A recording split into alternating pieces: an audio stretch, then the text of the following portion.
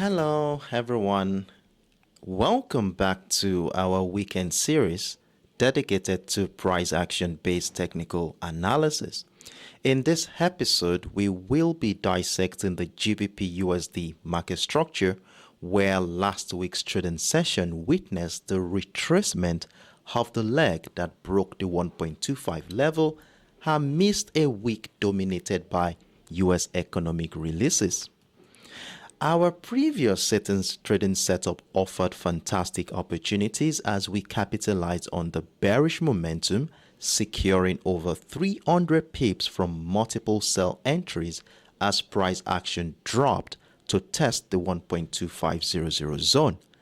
Congratulations to all who joined this profitable journey, and well done to you guys. If you in any way missed out on this commentaries and wish to catch up for educational purposes, you can find the link in the description box below or on the top right hand corner of the screen if you are watching on my YouTube channel. As we gear up for the new week, market reaction will be centered around both the Federal Reserve and the Bank of England positioning in terms of their interest rate decisions. Now, how do we position ourselves for the next move? Stay with me as we will unravel the potential trajectory of price action for the upcoming week, utilizing fundamental tools such as trend lines, key levels, and chart patterns. Before we proceed, I want to emphasize that this video is for educational purposes only and should not be considered financial advice. My aim is to provide insight into the GBPUSD chart, enhancing your understanding of price action analysis. Remember, Forex trading carries inherent risk, so always exercise caution and consider consulting a professional financial advisor before making any investment decisions. Without further ado, let's delve into the details. So as we shift to the daily time frame, the structural analysis from the last 2 weeks setup remains largely unchanged, with a minor adjustment to our key level, which is now represented at the 1.2500 zone in response to recent price action development. Now, what I did here on the daily time frame was to take into consideration the nature of price action since the month of April. So that's like an historical data of about 7 to 8 months now. And after taking a closer look at the structure, you will see how the 1.2500 level had played a major role in determining the direction of price action in this market. Now, in the month of April, this level right here was more of a selling niche, as you will see buyers trying as much as possible to break out of that structure. Though we had a little bit of a breakout at the beginning of the month of May, price dropped back down again, as you will see here, and not until the midweek of June we saw price climb right back to the upside with an attempt to test the highest point for this year at the 1.31400 level.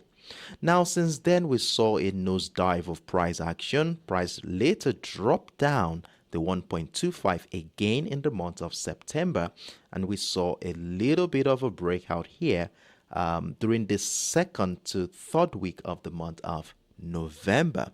Now, during the course of last week's trading session, you will see that it was more of a retracement as we saw price action come back to test that key level one more time, and immediately price tested, we saw the resumption of buy pressure around that area.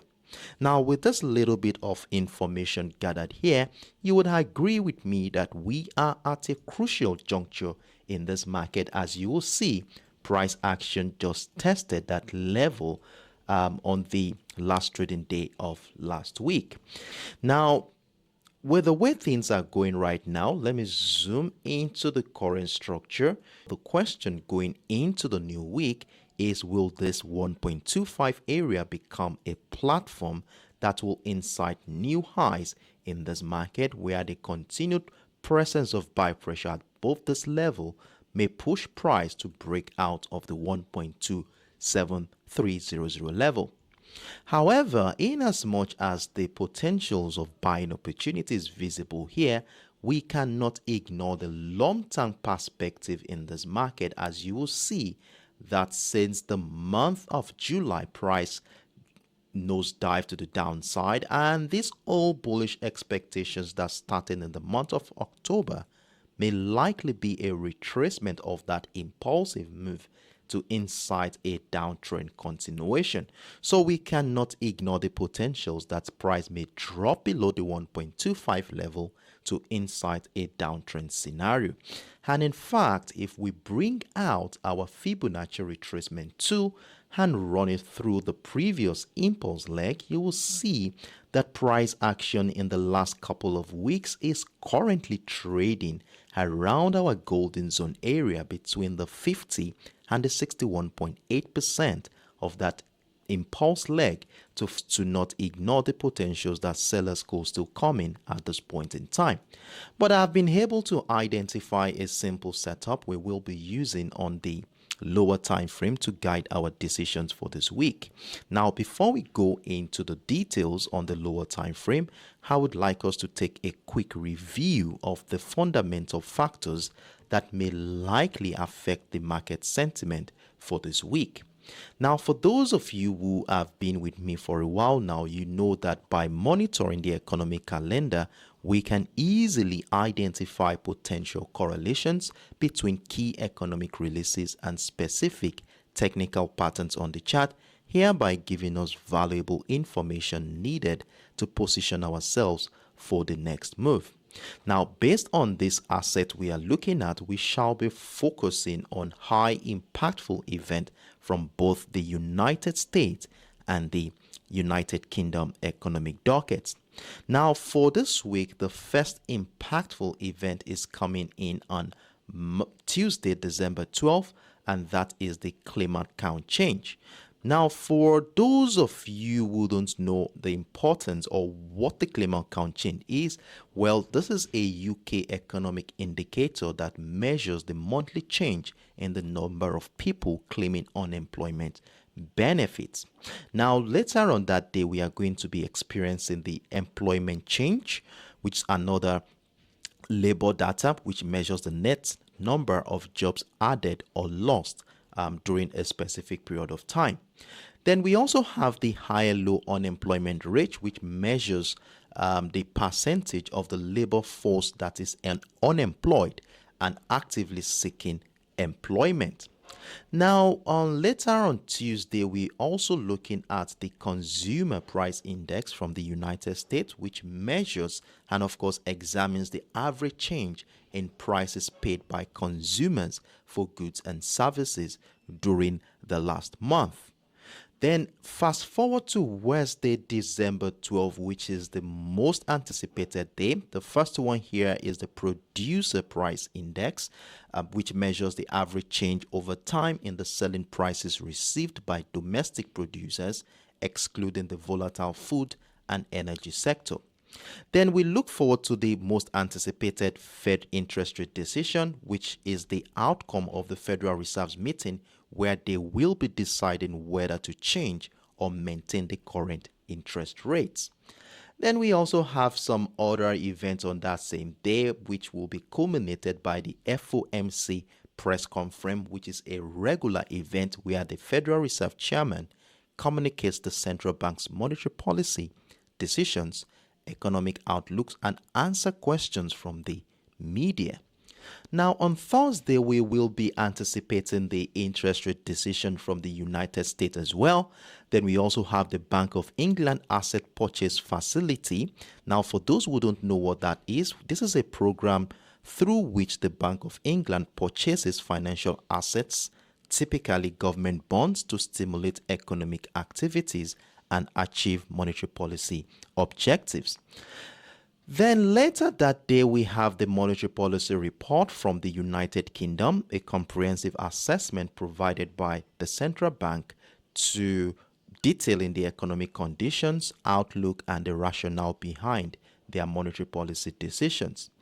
Then finally, on Friday, we will be looking at the S&P Global publications for both the United States and the United Kingdom. For those who don't know, this is a financial service company known for providing credit ratings, research, and analytics. So they will be giving us some publications on the CIPS Composite PMI, CIPS Manufacturing PMI, CIPS CF Services PMI, then from the United States, the Global Manufacturing PMI and the Global Services PMI. So you can see that this week is jam-packed with a series or handful, let me say, of high impactful events that everyone will be looking forward to. And of course, you do know that the anticipation of this event definitely will reflect on the chart as price action. Now, talking about price action, let's scale down into the 4 hours time frame, where I've been able to identify a simple setup that we will be using to guide our decision for this week. Now, what I did on the 4 hours time frame was to take into consideration the nature of price action since the beginning of the month of November. And if you look at this closely, you will see that price action has been very bullish. And in fact, I have a couple of ascending trend lines after connecting the series of higher lows to emphasize the importance or strength of the buyers at this particular point in time. And of course, you know how we use our ascending trend lines in this community. As long as price action remains above the ascending trend line, we feel comfortable in a buy position and look out for patterns and structures that supports the idea of buying that asset. Now, in addition to the ascending trend line is the key level we identified on the higher time frame, which is duly situated at the 1.25 area. Now, as it is right now, price action is sitting on that key level, and you know how we use our key level. When price remains above the key level, we continue to look out for patterns and structures that supports the idea of buying, and we wouldn't be selling unless price action break down that key level. So you will see price action is at a crucial juncture right now where it shares a confluence with that ascending trend line. So we want to be seeing how market participants will be reacting to this important confluence at the beginning of the week. If we begin to see the reemergence of buy pressure above the structures, then this is likely going to be another, or let me say the beginning of another wave of bullish momentum. However, if price action drops and breaks down both the key level at the 1.25 and the ascending trend line, then we might be in for a downtrend continuation. So this is my view on the GBPUSD. Trust me, I will be with you in the comment section of both my trading view and other platforms to give you updates after monitoring how participants in the market will be reacting to this current structure during the early hours of the new week. If you have found this content helpful and useful in making your independent trading decisions, kindly support this project by giving the video a thumbs up. Your likes are very valuable to me, and in fact, it also helps the algorithm promote the video to a wider audience of traders who may find this content beneficial to them too. If you haven't already, I encourage you to follow me on this channel for more of this content. By subscribing, you will always stay updated with the latest ideas and share, and of course receive notifications whenever I upload new videos. See you all in the comment section on Monday morning as we get prepared for the new week. Do have a wonderful evening, everyone. Bye-bye.